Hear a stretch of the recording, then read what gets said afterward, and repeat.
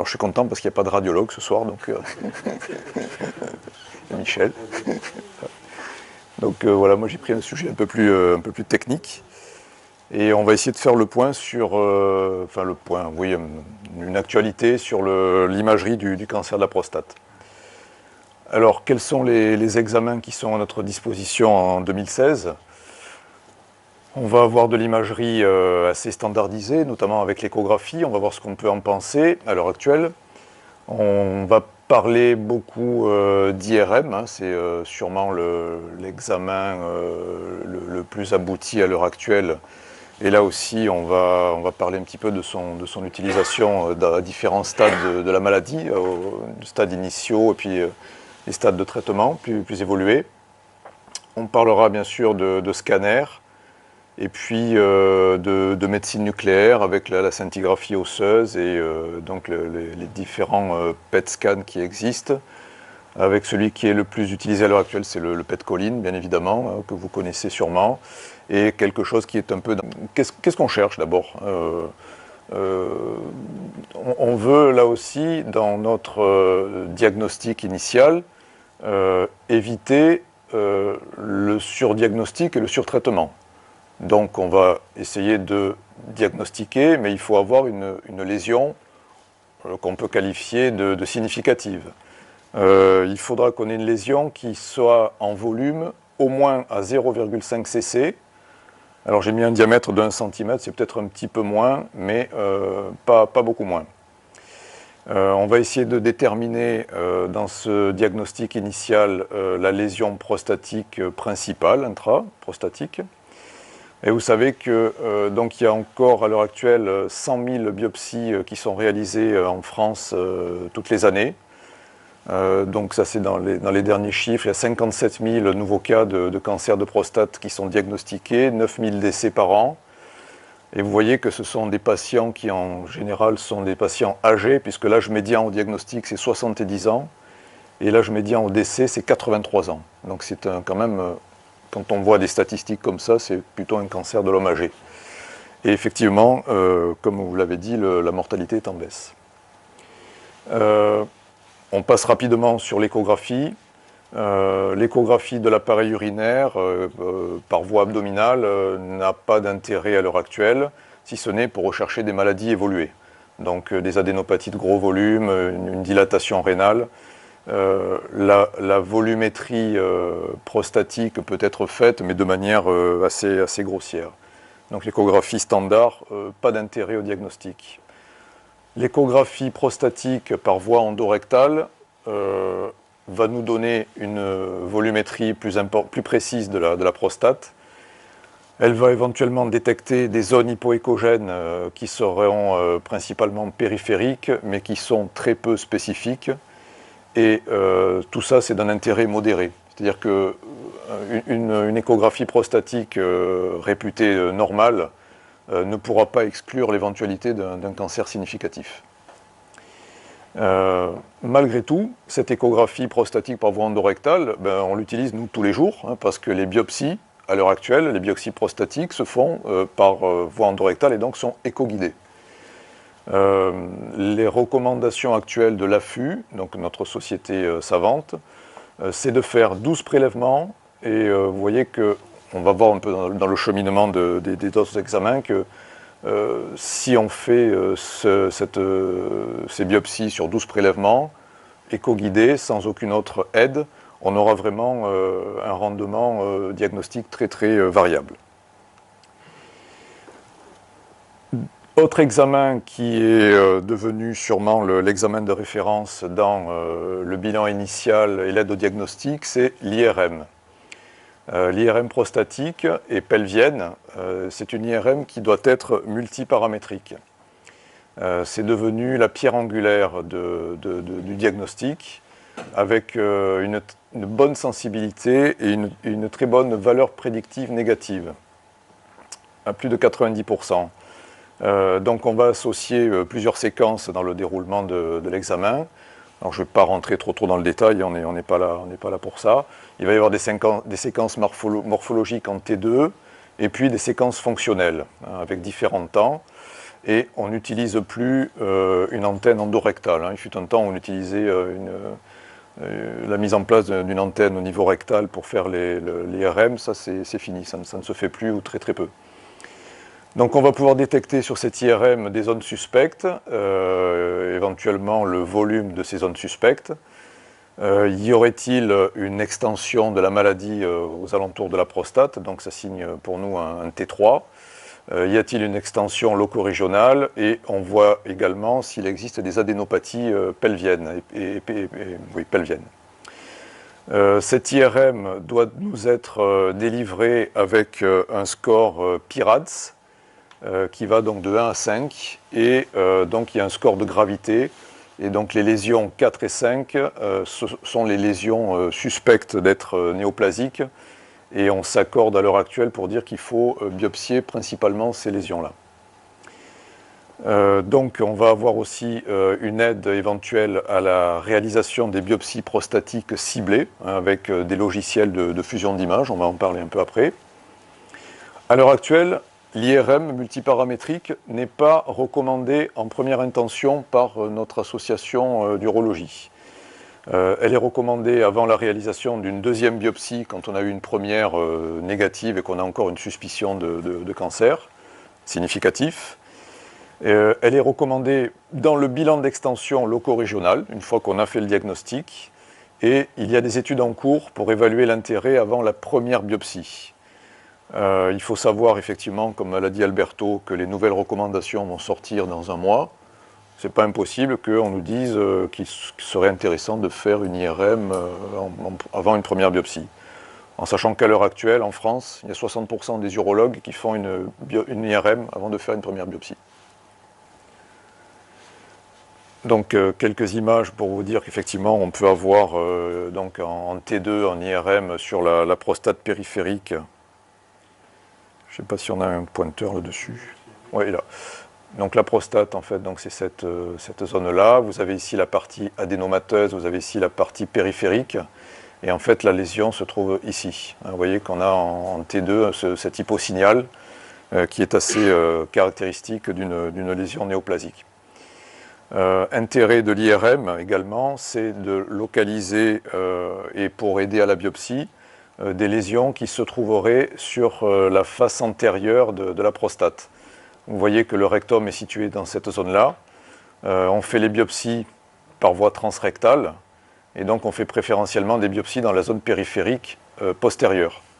Si on a une cible découverte en IRM pré-biopsique, on va aller plus volontiers dans des zones plus difficiles d'accès. Donc là aussi, dans d'autres parties de l'examen, on voit des zones assez caractéristiques, et donc là aussi avec un hyposignal en périphérie T2. Alors, il semblerait à l'heure actuelle que la réalisation d'une IRM, donc avant la première biopsie, augmente le taux de détection des cancers de prostate significatifs. Élément intéressant, si cette IRM faite dans de bonnes conditions est normale, il y a peu de risques qu'il y ait un cancer de prostate significatif. Donc on n'a pas encore véritablement passé ce cap, mais en tout cas on le fait de plus en plus. On a un PSA élevé, on a un toucher rectal normal. L'IRM peut nous aider à ne pas réaliser de biopsie chez ce patient-là. Donc vous voyez, un quart des patients qui ont un PSA élevé, IRM normal, chez ces gens-là, on peut éviter d'avoir une biopsie qui en fait n'a pas d'intérêt. Parce qu'en fait, ce sera surtout l'adénome qui va faire augmenter le PSA dans ces cas-là. L'IRM dans la surveillance active, c'est pareil. On vous a parlé de plus en plus de surveillance active pour les lésions qui sont peu agressives. Là, c'est également en cours d'évaluation. Et ça ne m'étonnerait pas aussi que dans les nouvelles recommandations, on retrouve cette IRM, mais qui n'est pas indiquée à l'heure actuelle dans la surveillance active. Alors la difficulté dans tout ça, c'est effectivement pour vous en pratique de ville, en médecine générale, est-ce qu'il faut faire des IRM ou pas? Donc on voit de plus en plus arriver des patients qui ont fait le PSA, qui ont en général pas eu de toucher rectal, mais c'est vrai que dans la pratique quotidienne, c'est pas simple pour vous de faire un toucher rectal. Mais par contre, ils arrivent avec une IRM. Moi j'en vois qui ont 80 ans, qui ont 85 ans, et qui viennent avec le PSA à 5 et une IRM. Bon, voilà. Alors c'est pas simple, hein. Est-ce il va falloir à un moment donné donner je sais pas, des guidelines, des règles pour savoir quand est-ce qu'on fait, quand est-ce qu'on fait pas. C'est un peu comme le PSA, hein. C'est pas simple à l'organisation. On peut utiliser l'IRM pour avoir une fusion à la réalisation des biopsies de prostate, donc pour aider à la biopsie. Donc la cible IRM va permettre de diriger les biopsies. Alors on peut faire ça de différentes manières. On pourrait imaginer carrément aller biopsier le patient dans l'IRM. C'est difficile à réaliser. D'un point de vue technologique, ça paraît compliqué. C'est faisable, mais à l'heure actuelle, il y a... Voilà, c'est lourd, c'est compliqué, c'est cher, ça ne se fait pas. Donc il y a deux autres méthodes. Donc il y a la fusion cognitive et la fusion informatique avec l'IRM. La fusion cognitive, c'est un peu ce que nous délivrent nos collègues radiologues. Ils nous donnent en résultat de l'IRM donc un score PIRADS et un schéma récapitulatif. Alors voilà la prostate vue de face avec les glandes séminales, la prostate vue de profil, et il y a trois parties qui sont trois coupes. Donc il y a une coupe vers l'apex, une coupe médiane et une coupe à la base. Et le radiologue nous dit, voilà, la lésion principale la plus suspecte, elle se trouve ici. Elle est latérale gauche, périphérique. Et donc, par exemple, sur cet exemple, ici, donc pareil, en partie médiane, un nodule de 13 mm, suspect, donc hyposignal à l'IRM. Et donc, cette lésion est effectivement une zone d'adénocarcinome score 6 de Gleason à la biopsie. Donc l'idée, ça va être de faire une représentation mentale entre les images IRM qui nous sont délivrées par nos collègues radiologues et nous, lors de la réalisation des biopsies avec notre appareil à échographie, on va déterminer approximativement la zone médiane de la prostate et à ce moment-là, donc, réaliser sur cette vue de profil les biopsies. Et donc vous voyez que c'est difficile hein, parce que l'IRM, elle a tendance à faire des coupes prostatiques un peu plus, on va dire, verticales. L'appareil à échographie qui est au niveau rectal, lui, il va nous donner une représentation dans un plan différent. Donc la fusion entre l'IRM, les plans de l'IRM et les plans de l'échographie endorectale, ce n'est pas d'une précision extrême. Mais il a été démontré qu'on améliore le rendement des biopsies de cette manière-là. Puis, il existe des logiciels de fusion échographie IRM donc qui permettent, alors il y a beaucoup de modèles qui existent, hein, vous voyez, vous en avez différents ici.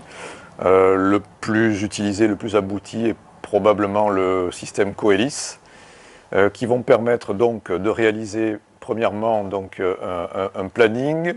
Donc on va intégrer dans le logiciel l'IRM et on va associer l'échographie. Et donc le tracking va permettre de réaliser les biopsies. Vous voyez que la précision, elle n'est pas non plus exceptionnelle, hein, puisqu'avec le système Coelis, il semblerait qu'on ait une précision à 4 à 5 mm. Donc on peut facilement être à côté de la zone à biopsier. Mais il est probable que ces systèmes de fusion vont s'imposer pour réaliser les biopsies, de manière à avoir une cartographie assez précise de la prostate lors de la réalisation de ces biopsies. Et là, donc, pour la réalisation de ces IRM et puis des biopsies, c'est vrai qu'il faut qu'on soit habitué à travailler véritablement en équipe avec les collègues radiologues. Si on n'a pas une bonne IRM faite dans de bonnes conditions, on ne peut pas faire de bonnes biopsies. Donc on aime bien, nous, travailler avec les collègues habituelle. Donc, le plus souvent à l'heure actuelle, malgré tout, du fait du problème du coût d'acquisition des systèmes de fusion et des consommables utilisés, c'est vraiment le processus cognitif qui est utilisé. Hein. Ce n'est pas encore en pratique le système Coelis, ou rarement.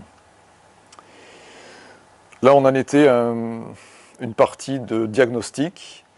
On peut aussi donc rechercher avant traitement une extension extra-prostatique. On dispose là aussi de l'IRM, et là, le rendement est beaucoup moins précis. Donc nous, l'idée, c'est de se dire, on a un patient qui a une tumeur de prostate, on veut savoir si elle est intraprostatique ou s'il y a une extension extracapsulaire. Parce que pour nous, l'indication du traitement risque d'être très différente. Et bien à ce stade-là, on n'a que l'IRM pelviprostatique, et là, la sensibilité est médiocre. C'est-à-dire que on a souvent des patients décrits comme étant T2, et que l'on retrouve étant en fait avec des extensions extraprostatiques, notamment après chirurgie. Le bilan d'extension que l'on peut réaliser par imagerie avant traitement, là aussi, vous les connaissez, hein, ça c'est assez classique. On va avoir le scanner abdominopelvien et l'IRM corps entier. Le scanner abdominopelvien et l'IRM corps entier sont des examens globalement médiocres pour la détermination des ganglions, hein, des adénopathies N+. On ne voit pas les petits ganglions pathologiques, hein, il faut qu'on ait une certaine volumétrie de ces ganglions. Concernant l'IRM corps entier, c'est un examen qui est à l'heure actuelle encore peu utilisé, puisque c'est un examen qui est long. Il faut du temps machine important, et donc c'est pas pratique pour les radiologues. On a une très bonne spécificité, une bonne sensibilité pour visualiser l'os sur ces IRM corps entier. La scintigraphie osseuse garde tout son intérêt, et c'est sûrement l'examen de base pour l'extension osseuse, mais il faut quand même qu'on ait un PSA au moins à 10 nanogrammes, voire à 20 ou plus.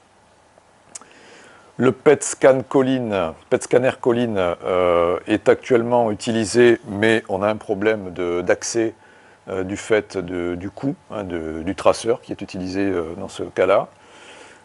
Et les appareils sont peu disponibles. Alors le PET scanner classique 18 FDG est très peu sensible pour le cancer de prostate, donc on ne l'utilise pas, sauf pour des scores de Gleason très évolués. Et donc pour le PET choline, on a une bonne spécificité ganglionnaire, et notamment pour visualiser des ganglions en dehors des territoires de curage ganglionnaire habituels. Et l'intérêt du PET choline, c'est qu'on fait en même temps un bilan osseux et ganglionnaire. À l'heure actuelle, les deux examens les plus utilisés restent quand même le scanner abdo-pelvien et la scintigraphie osseuse pour le bilan d'extension classique. On peut aussi utiliser l'imagerie pour un suivi après le traitement initial. Donc on peut avoir éventuellement une récidive loco-régionale. Alors vous savez que les critères de la récidive loco-régionale sont à l'heure actuelle, après prostatectomie, un PSA au moins à 0,2 nanogrammes par millilitre. Et après une radiothérapie, donc le PSA le plus bas qui a été obtenu à distance de la radiothérapie, plus 2 nanogrammes par millilitre. Dans ce cas-là, après prostatectomie, donc l'IRM pelvienne est peu sensible, c'est-à-dire qu'il faut vraiment qu'il y ait un volume tumoral important pour qu'on puisse détecter cette récidive locale. Et le PET scan à la choline, c'est pareil. Vous voyez qu'il faut qu'on ait un PSA qui soit au moins à 1, voire même un peu plus, pour arriver à détecter précisément cette récidive débutante. Et vous voyez qu'après radiothérapie, assez fréquemment, on a en fait des récidives intraprostatiques. Ce qui veut dire que lors de l'échec du traitement initial, et si on a une récidive loco-régionale, on n'a pas vraiment d'examen très précis à notre disposition pour pouvoir déterminer à quel endroit se trouve la récidive, sauf à être à des stades un peu plus évolués. Bien évidemment, il peut y avoir des récidives après traitements initiaux sous forme métastatique. Et là encore, on va utiliser l'IRM corps entier et le PET scanner à la colline à l'heure actuelle. Qu'en est-il de la médecine nucléaire? Donc vous voyez qu'on a discuté de scintigraphie osseuse. Le TEP FDG n'a pas d'AMM pour le cancer de prostate, sauf pour détecter des cancers très évolués, très agressifs, Gleason 8 à 10. On a parlé du TEP choline F18. Je vais vous dire un petit mot du TEP PSMA. Il y a encore quelque chose qui est encore plus dans le futur, c'est celui-ci, mais alors celui-là, on va le laisser de côté pour l'instant. La scintigraphie osseuse, en fait, ce n'est plus une scintigraphie, mais c'est un scintiscanner qui va nous donner des renseignements très intéressants au niveau osseux. Et en fait, sur la scintigraphie, on va détecter la réaction ostéoblastique. On pourrait se dire, tiens, on détecte les zones de nécrose. Et en fait, non, c'est la localisation des zones ostéoblastiques qui est détectée. Alors c'est très sensible, on a une très bonne sensibilité, par contre c'est peu spécifique. C'est-à-dire qu'il y a beaucoup de lésions qui sont détectées, mais qui ne sont pas en fait des métastases du cancer. Le TEP choline donc, va faire dans un seul temps un bilan viscéral, ganglionnaire et osseux, donc c'est très intéressant hein, pour une appréciation globale du patient. Et l'AMM 2010 concernant le TEP choline, c'est donc à l'heure actuelle donc, bilan d'extension des cancers de prostate à risque intermédiaire et à haut risque, en sachant que nous, dans notre pratique quotidienne, ça, on l'utilise quasiment jamais parce qu'on a très peu de cet examen à notre disposition, donc on ne peut pas l'utiliser. Par contre, on l'utilise très souvent dans cette indication, c'est-à-dire la rechute biochimique, soit après prostatectomie, soit après radiothérapie prostatique. Et pour avoir une lésion diagnostiquée, il faut qu'il y ait une lésion qui fasse 1 cm. C'est gros 1 cm. Hein. Ça serait bien si on arrivait à avoir un diagnostic en deçà de cette volumétrie. Et vous voyez que finalement, la sensibilité est médiocre. Par contre, la spécificité est importante du TEP choline. Un nouveau PET scanner, le PSMA. Alors ça veut dire Prostate Specific Membrane Antigène. Donc c'est une protéine transmembranaire qui est surexprimée dans les cellules du cancer de prostate. Ça n'est à l'heure actuelle pas disponible en France. Alors je crois qu'il y en a en Belgique, je ne sais pas s'il y en a dans d'autres pays européens, peut-être en Allemagne peut-être, je ne sais pas exactement. Je crois qu'il y en a un à Tenon, à Paris. Et donc là, on voyait qu'on visualise des lésions de plus petit volume, hein, des lésions qui font moins de 5 mm, donc ça peut être intéressant.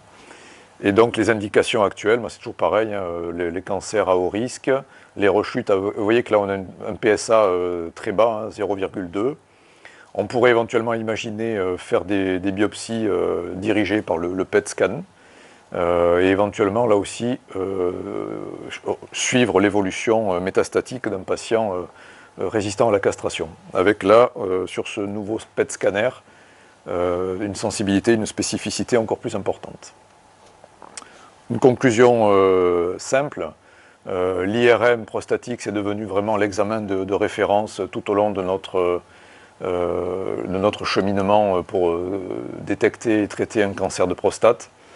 Le futur proche, ce sont les biopsies ciblées par imagerie IRM et on attend avec intérêt l'arrivée d'un PET scan et pourquoi pas avec des examens à la colline pour notre établissement prochainement. Voilà, je crois que c'est tout. C'était la dernière diapo. Je vous remercie.